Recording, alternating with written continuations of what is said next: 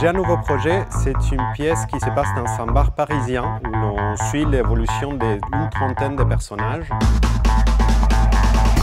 C'est 8 histoires qui avancent en même temps, qui se côtoient. Ces personnages arrivent au bar munis de leur téléphone portable, comme d'habitude, et parfois de leur ordinateur portable. Et alors, l'une des caractéristiques de ce spectacle, c'est qu'on peut voir ce qui se passe sur les écrans des téléphones portables et des ordinateurs portables en direct. C'est une pièce avec une énergie folle parce qu'il y a donc 5 comédiens pour faire 30 personnages. Donc ils sont tout le temps en scène, ils sortent, ils s'échangent, ils rentrent à nouveau en scène pour jouer un autre personnage. Et en même temps, ils sont aux prises avec leurs appareils, leurs téléphones portables, leurs ordinateurs. Ils jouent 2-3 choses en même temps, dans l'espace physique et dans l'espace virtuel. Tout ça est très jouissif pour nous qui le faisons, j'espère pour les spectateurs aussi, je le crois.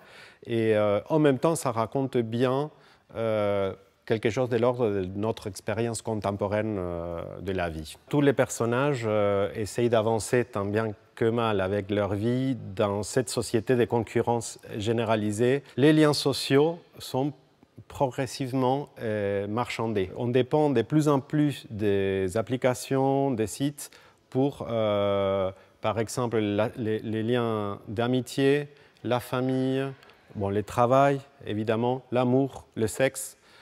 Et donc,